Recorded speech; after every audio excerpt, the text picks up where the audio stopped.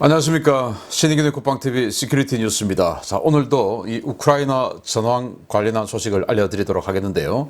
자, 오늘부터는 우크라이나 총참모부가 매일 우리 시간으로 매일 오후에 발표하는 그 전황 브리핑이 있습니다. 그 전황 브리핑이 러시아 국방부가 발표한 내용하고 큰 차이가 없는 것으로 봐서 서로 간에 뭐 대단한 거짓말을 한다든지 이런 건 아닌 것 같습니다. 그래서 이 우크라이나 총참모부가 발표하는 그 전황 브리핑을 간단하게 여러분들께 또 소개해드리고, 오늘은 처음이라서 좀 간단한데 내일부터는 조금 더 규격을 좀 갖추어서 여러분들께 매일 이 전황이 어떻게 돌아가고 있는지 이 우크라이나 총참모부가 발표하는 전황까지 알려드리도록 하겠고, 지금 이제 휴전 협상 결렬되었죠. 그리고 또 이 불량 국가들 중에서 러시아에게 뒤통수를 치는 국가들도 나타났고, 러시아가 이 우크라이나 총참모부가 반격 작전에 나서니까 러시아가 지금 뜨거 하면서 다시 지금 2차 공세를 준비를 하고 있는 모습, 그리고 우크라이나가 어떻게 반격하고 있는지 보여드리도록 하겠습니다. 자, 신인균의 국방TV 계속 구독, 알림, 좋아요 눌러주십시오. 러시아가 궁지에 몰리니 여기에 편승하는 불량 국가들도 하나둘 생겨나고 있습니다. 개전 하루 전에 모스크바를 방문해 푸틴과 우위를 다졌던 임란 칸 파키스탄 총리가 푸틴 대통령의 뒤통수를 강타했다는 소식입니다. 지난 2월 23일 정부 고위 대표단을 이끌고 모스크바를 방문해 러시아와 상호 존중과 신뢰, 경제와 에너지 협력 방안을 논의하면서 전략적 파트너십을 논의했던 임란 칸 파키스탄 총리가 러시아에 대한 제재에 나설 것이라고 선언했습니다. 칸 총리는 현지 시각 2월 28일 새벽에 기자회견을 통해서 우리는 러시아의 불법적인 침략을 규탄하며 그들을 응징하기 위한 세계 각국의 경제 제재에 동참할 것이다 라고 밝혔는데요. 칸 총리가 경제 제재 방법을 밝히자 기자들은 어이가 없어 황당함을 감추지 못했습니다. 칸 총리는 지금은 어려운 시기이고 우리 모두는 우크라이나는 물론 파키스탄에 있는 어려운 파키스탄 사람들을 도와야 한다 라며, 파키스탄은 러시아에 갚지 못할 10억 달러의 채무가 있는데 우리는 러시아에 대한 경제 제재의 일환으로 이 채무 이행을 거부하겠다 라고 선언했습니다. 이 같은 선언은 2월 23일 임란 칸 총리가 모스크바를 방문했을 당시 밝혔던 입장과 완전히 배치되는 것인데요. 칸 총리는 당시 러시아 국영방송 RT와의 인터뷰에서 우크라이나 사태는 파키스탄과 관련 없는 일이다. 우리는 러시아와 협력을 강화하고 싶고 광범위한 분야에서 양자 관계를 더욱 심화시키고 싶다 라고 밝힌 바 있습니다. 파키스탄의 채무 불이행 선언은 서방 각국의 제재로 돈줄이 말라가며 최악의 경제 위기 상황에 직면한 러시아, 정확히는 푸틴 대통령의 분노를 자극할 것으로 보이는데요. 불량 국가들과 엮이면 반드시 문제가 생긴다는 진리를 파키스탄이 또 한 번 보여주고 있습니다. 현존하는 지구상 모든 국가 중에서 중국하고 가장 친한 나라 중에 하나가 바로 파키스탄이죠. 그리고 북한의 핵 개발을 파키스탄의 칸 네트워크를 통해서 도와주었고, 고농축 우라늄 핵무기 만드는 방법, 그 설계도를 북한에게 넘겨주었던 나라가 바로 파키스탄입니다. 그래서 뭐 이런 우리하고는 악연이 있는 나라인데, 이 임란 칸 총리, 이 사람 갑자기 총리 된 사람이에요. 어떤 사람이었냐 하면은 그 파키스탄과 인도 뭐 이런 그 영국 영연방 출신 국가들, 이런 나라들이 크리켓이라는 운동을 하지 않습니까? 그 크리켓 스타였어요. 뭐 생긴 거 보시면 아주 남성스럽게 생겼는데 마초스럽게 생겼어요. 그래서 여기에서 인기를 얻어서 갑자기 이제 총리까지 올라갔던 벼락스타인데요. 이 사람이 국제사회의 만류에도 불구하고 전쟁 하루 전에 모스크바를 방문한 겁니다. 그 모스크바를 방문해서 이 전략적 파트너십, 또 뭐 신뢰와 우위 뭐 이런 거 마구마구 좋은 말을 다 갖다 붙이면서 이렇게 정상회담을 하고 거기서 뭐 포옹까지 하고 그리고 왔는데, 푸틴 대통령이 전쟁을 일으키고 나니까 이거 좀 내가 괜히 갔다 왔나 라는 생각을 할 수도 있었는데, 뭐 어쨌든 뭐 뻔뻔스러운 그런 나라들이니까 뭐 그러고 있었는데, 국제사회가 전체적으로 러시아 제재에 들어가고, 또 지금 보니까 러시아가 굉장히 지금 어렵게 되었네, 완전히 왕따가 되네, 또 러시아 지금 큰일 났네, 또 러시아가 국가 채무 불이행 디폴트 선언할 직전까지 가겠네 라는 예측들이 지금 막 나오고 있지 않습니까? 그러니까 이참에 차기네들이 세상에 러시아에 돈 갚을 게 10억 달러, 우리 돈으로 한 1조 2천억 원 있었는데 이참에 그거 떼먹으려고 경제 제재하겠다라고 하니까 기자가 기가 차서 아니 도대체 무슨 능력으로 경제 제재하는 거냐? 무슨 제재? 라고 물으니까 아니 우리가 러시아에 갚을 돈이 10억 달러 정도 있는데 그거 안 갚을 거야. 그래서 우크라이나에만 어려운 게 아니고 우리 파키스탄인들도 어려운 사람들 많으니까 그 돈으로 그 어려운 사람들 도와줄 거야. 이런 이야기를 했어요. 정말 참 기가 차는, 제가 이 원고를 읽으면서도 좀 우스워가지고, 웃으면 안 되는 일인데 아무튼 우스워가지고 참 제가 웃음을 좀 참지 못하는, 지금도 좀 웃깁니다. 아무튼 너무 기가 차지 않습니까? 경제 제재랍시고 말하는 게 돈 안 갚을 거야 라고 하는 이 파키스탄, 정말 기가 찬 불량 국가다. 그래서 이 불량 국가, 중국, 러시아, 파키스탄, 이란, 시리아, 이런 나라들하고 친한, 또 이런 나라들에게 납작 엎드리는 이런 정부는 조심해야 됩니다. 그러면 안 됩니다. 그런데 희한하게 어떤 사람들은 계속 이 북한을 비롯해서 이런 불량 국가들하고만 친하고 그 사람들에게는 꼼짝 못하는 이런 사람들이 있는데 우리 조심해야 됩니다. 자, 우크라이나 총참모부가 밝히는 전황인데요. 일단 그 현지 시간으로는 3월 1일. 그래서 이 전황을 보면 주요 전과가 지금까지 5,710명의 러시아군을 사상시켰다. 그리고 포로를 200명 잡았다라고 밝혔는데, 자 그러면은 포로와 사상자를 포함하면 6,000명 정도 되는데요.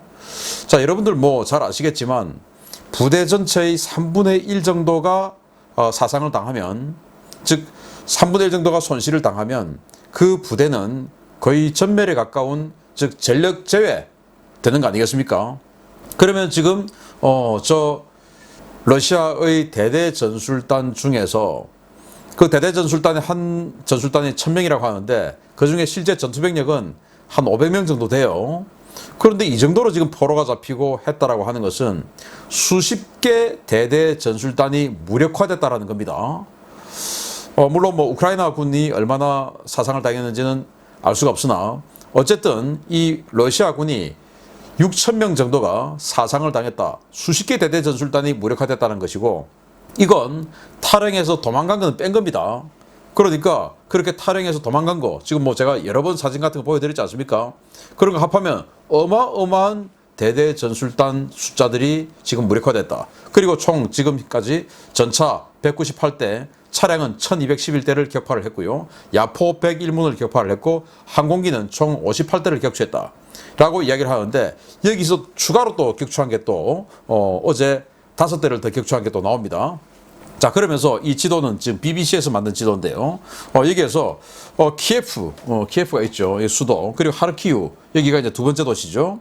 이 280만 정도 되는 인구, 여기는 하르키우는 140만 정도 되는 인구. 이 하르키우는 러시아 국경하고 바짝 붙어 있습니다.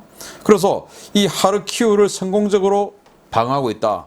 그러면서 이 하르키우에서 키예프 사이에 여기 지금 볼록한 부분이 있죠. 이 지역에 수미라고 하는 지역이 있는데 이 지역을 일부 수복하는 데 성공했다 라는 것인데, 자 이게 러시아에게는 섬뜩한 일이 뭐냐면은 이 수미 지역이 쑥 들어가 있는데 이 옆에 빨간색 부분이 쭉 나와 있죠. 이 지역이 빨간색이라는 것은 당연히 이제 러시아군이 이만큼 진출했다란 말인데, 자 지금 우크라이나군이 수미 지역을 수복하고 이렇게 잘라버리면 이 지역까지 쑥 들어온 이 러시아군은 포위 섬멸되는 겁니다. 보급이 끊겨버리죠. 보급 끊기면 끝나는 겁니다.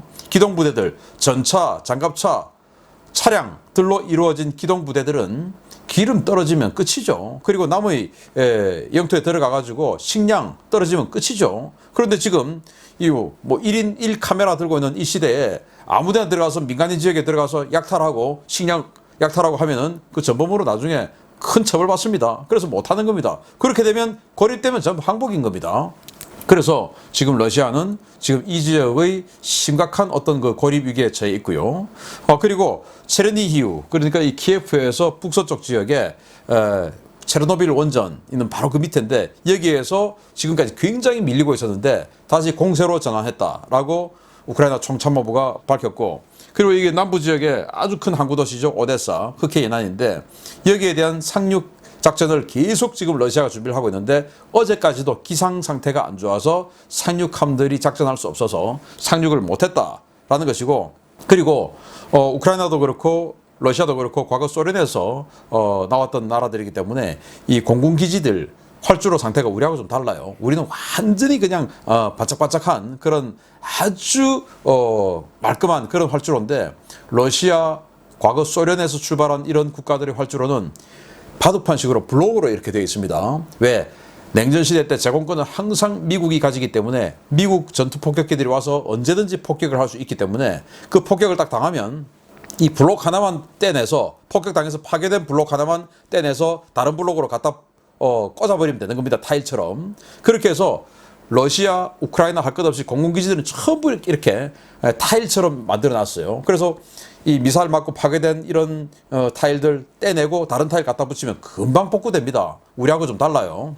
그래서 지금 이 러시아의 4개 예단을 갖다 놓았던 익스칸데르 미사일, 이제 재고가 다 소진된 거죠. 이제 더 이상 때릴 수가 없죠. 공군기지 활주로를 때려야 되는데, 그러다 보니까 공군 전투기들의 작전이 정상화된 거예요. 그래서 어제만 해도 이 58대 격추 외에 추가로 다시 러시아군의 수호이 30과 수호이 35 전투기를, 최신의 전투기인데 이걸 공중전 끝에 격추를 시켰다라고 우크라이나가 발표를 했고, 그리고 수호이 24, 수호이 25 공격기들이 이 대규모 차량 이동, 또 전차 부대들이 이동하는 것들을, 이 행렬들을 가서 폭격을 했다라고 했고, 그 폭격을 성공했다고 하는데, 자, 이게 우크라이나 공군의 수호이 24 전투 폭격기예요. 과거 소련 시절에 만들었던 건데 보시다시피 뭐 폭탄들 어마어마하게 달고 있죠. 그래서 그냥 가서 폭격하는 겁니다. 이 수호이 24가 기갑 차량, 즉 전차 행렬들을 폭격을 했다 라고 발표를 했고, 이게 이제 우크라이나 공군의 수호이 25 공격기입니다. 우크라이나가 수호이 24, 수호이 25 할 것 없이 12대, 11대 이런 식으로 가지고 있는데, 소량으로 가지고 있는데, 이것도 이제 공격기, 전문 공격기예요. 아까 수호이 24는 초음속 공격기고, 이 수호이 25는 아음속 공격기입니다. 그래서 이 수호이 25가 또 가서 이 차량 행렬, 이걸 또 폭격하는데 성공했다. 자, 이렇게 되니까 이제 러시아군은 굉장히 공포에 질리게 되죠. 가면은 무인지경으로 이길 줄 알았는데 이게 뭐야? 어마어마하게 지금 반격을 당하고 있고, 자, 그래서 지금 러시아군이 2차 대공세를 취하기 위해서 병력을 집결하고 있죠. 그런데 그 2차 대공세의 병력 집결은 이렇게 지금 쑥 들어가 가지고 돈좌되고 있는 병력들, 이들을 구해내기 위함이고, 지금 이미 처음에 들어간 이 병력들은 지금 뭐 식량이다, 연료다 다 떨어져 가지고 완전히 오합지졸 형성이 돼서 다 지금 전력이 무력화되어 있으니까 지금 이미 들어간 거는 사실은 지금 전력이 안 되는 거예요. 그래서 2차 병력을 집어내면서 이 1차 병력을 구해내는 이런 작전에 들어가는 것이다. 그래서 러시아의 국방부는 아주 대단하게 뭔가 큰 작전을 하는 것처럼 이야기를 하지만, 사실은 먼저 1파로 들어간 이 병력을 구해내고 하는 그 면도 있다라는 말씀을 드리면서 러시아 국방부의 호기로운 이야기 한번 들어보겠습니다. 우크라이나 전역에서 러시아군이 졸전을 면치 못하고 있는 상황에서도 러시아 국가 지도부는 한치의 양보도 할 생각이 없는 모양입니다. 러시아의 2인자 세르게이 쇼이구 러시아 국방장관이 협상 결렬과 2차 대공세를 예고하고 나섰다는 소식입니다. 러시아는 서방의 위협으로부터 러시아를 방어한다는 핵심 목표가 달성될 때까지 우크라이나에서 특수 군사작전을 멈추지 않을 것이라고 세르게이 쇼이구 러시아 국방장관이 현지 시각 3월 1일 오후 1시에 기자회견을 통해 발표했습니다. 타스 통신 보도에 따르면 쇼이구 장관의 이번 발언은 전날 있었던 5시간에 걸친 정전 협상에 대한 러시아의 첫 번째 공식 입장 표명인데요.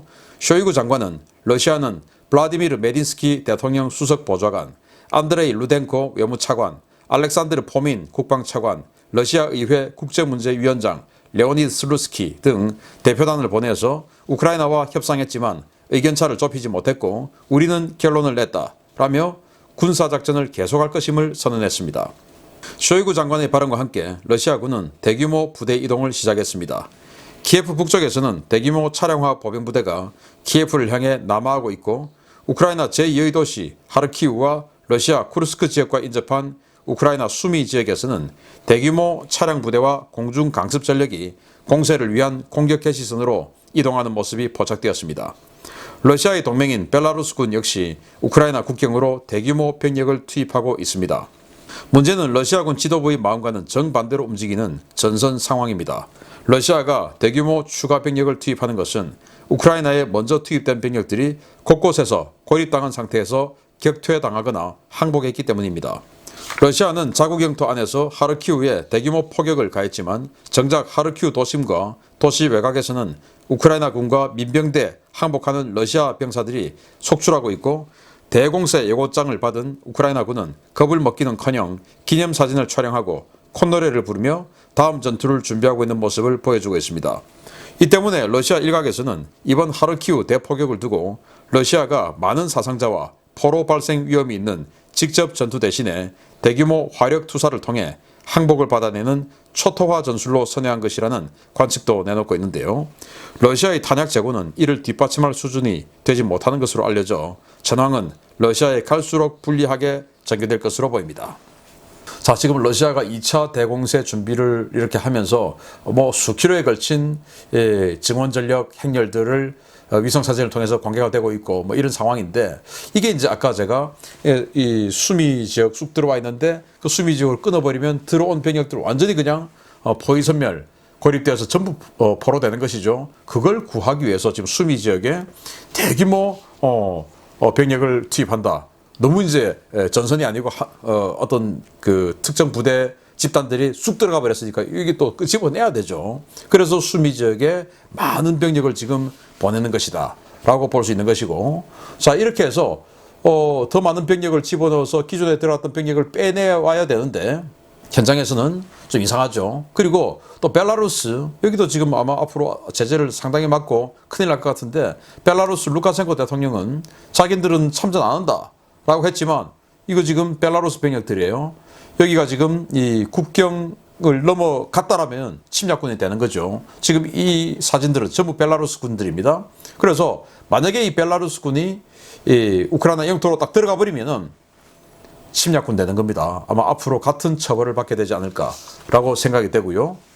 자, 여기 보시면 지금 스스로 포박을 하고 소대 단위로 그냥 스스로 자기네들을 묶고 항복을 하고 있는 이런 러시아 군대를 볼 수 있고, 지금 여기 보시면 이 멀티캠 군복 입은 이 사람들은 우크라이나 군이고 이 사람은 러시아 군입니다. 그래서 자기 스스로 묶고 이렇게 나 항복할게요 하고 지금 나와서 소대 단위로 그냥 이렇게 나가고 있는 모습들, 이게 바로 현장입니다. 그런데 우크라이나 군은 겁먹냐? 아니죠. 자, 이렇게 대전차 미사일 딱 들고 자, 들어와 봐. 자, 이렇게 키예프에서 폼 잡고 사진 찍기도 하는 등 이런 모습을 보이고 있는데, 자, 여기 있는 이 대전차 미사일들은 영국이 2000발 그 개전 전에 우크라이나에게 기증해서 줬어요. 엔로우라고 하는 대전차 미사일인데, 이거 제가 이번 주말에 신인균의 군사 TV에서 알기 쉬운 무기백과를 통해서 이 엔로우 어떤 미사일이냐, 대전차 미사일이냐, 또 이 사례까지 알려드리면서 제가 또 소개해드리도록 하겠습니다. 신인균의 군사 TV도 시청해 주시기 바랍니다. 구독해 주세요. 자, 이렇게 되니까 이제 국제사회가 다시 또 나서서 러시아에 더욱 옥죄는데, 푸틴 대통령 국제사법재판 형사재판소 올라가겠습니다. 보겠습니다. 전황이 러시아에게 불리하게 돌아가면서 러시아가 점점 이성을 잃어가고 있습니다. 이번 주 중에 이루어질 2차 협상에 대비해서 러시아가 초토화 전술을 사용하면서 우크라이나의 민간인 사상자가 급증하고 있습니다. 국제형사재판소가 러시아 지도부에 대한 전범 기소 가능성을 경고하고 나섰습니다. 2월 24일 전면 침공 이래 일주일 동안 각지에서 고전을 면치 못하고 있는 러시아군이 2월 28일 야간부터 대대적인 2차 공세에 들어간 가운데 우크라이나 제2의 도시 하르키우에 가해진 대규모 포격으로 인해 수백 명의 민간인 사상자가 발생했다고 유엔 인권 최고 대표 사무소가 현지 시각 3월 1일 밝혔습니다. 미셸 바첼레트 유엔 인권 최고 대표는 지난 목요일 이후에 우크라이나 전역에서 어린이 7명을 포함해 102명의 무고한 민간인이 희생되었고 304명이 큰 부상을 입은 것이 공식 확인되었다 라며, 이 수치는 공식적으로 확인된 피해자만 집계한 것으로 어제 있었던 하르키우 포격 등에서 발생한 훨씬 더 많은 피해자 숫자가 누락된 최소 수치라고 밝혔습니다. 이와 관련해 국제형사재판소 ICC는 러시아의 이번 침공과 민간인 살상 행위가 로마 규정에 따라 ICC가 관할권을 행사할 수 있는 침략범죄, 전쟁범죄, 인도에 반한 죄 등에 해당한다고 보고 곧 정식 조사에 착수할 것이라고 3월 1일 밝혔습니다. 카림 아흐메드 칸 ICC 수석 검사는 ICC 사무국은 예비 조사를 통해 우크라이나에서 전쟁범죄 행위와 반인도적 범죄가 모두 자행되었다고 믿을 만한 합리적 근거를 확보했다라며 우리는 이번 사태는 물론 2014년부터 있었던 우크라이나 전역의 범죄 행위들에 대해 빠른 시일 내에 정식 조사에 들어갈 것이다 라고 밝혔습니다. 이번 사태의 당사국인 러시아와 우크라이나는 ICC 회원국이 아니지만 러시아의 침공 직후에 우크라이나는 ICC 측에 관할권을 위임하면서 자국 내에서 발생한 범죄 행위에 대한 조사를 요청한 바 있어서 ICC가 러시아 국가 지도부를 실제로 전범 재판에 기소할지 관심이 쏠리고 있습니다. ICC가 푸틴 대통령 등 러시아 지도부를 기소하더라도 국제사회가 그를 체포하거나 사법권을 행사하는 것은 현실적으로 불가능한데요. 그럼에도 불구하고 러시아 국가 지도부가 국제형사기구에 의해 전범으로 규정될 경우에 푸틴 대통령의 정치적 입지는 치명타를 입을 것으로 보입니다. 자, 하르키우에 대한 대규모 포격전을 재개를 했는데 그러다 보니까 뭐 민간인 아파트 마구마구 부서지고 있는데 이 사진이 문제예요. 이게 민간인 빌딩인데 어린이도 많았다고 하죠. 자, 언론에서는 집속탄이라고 하는데 저는 집속탄은 아닌 것 같고 고폭탄을 근접 신관 상태에서 이렇게 파편을 뿌린 것 같아요. 집속탄은 클러스터탄, 이 국제사회에서 금지하고 있는데 우리나라는 쓰고 있어요. 북한이 있으니까 우리도 그냥 씁니다. 이거 클러스터탄 때릴 때 보면 뭐 그냥 따닥따닥따닥 하듯이 이렇게 하지 뭐 이런 식으로 화염이 크지 않습니다. 그래서 집속탄이 아닌 것 같고 그냥 고폭탄을 근접 신관으로 확 해서 파편을 뿌린 것 같은데 당연히 더 위력이 세죠. 그래서 이게 이제 빌딩을 완전히 뚫고 들어가서 파편을 어마어마하게 빌딩 안으로 쏟아 부었는데 여기에 많은 어린이와 민간인 피해가 있었다. 그래서 유엔 인권 최고대표의 말에 따르면 이 하르키우 어제 폭격 이거 이전에 벌써 400여 명의 민간인 사상자가 있는데 이거 포함하면 더 많다. 그래서 반드시 책임질 것이다 라고 이야기를 하는데 그러면 이거 쏘라고 명령한 자 그리고 뭐 그게 지휘 단계가 어디까지 올라가는지 모르겠지만 최고 단계까지 올라간 푸틴 대통령 아니겠습니까?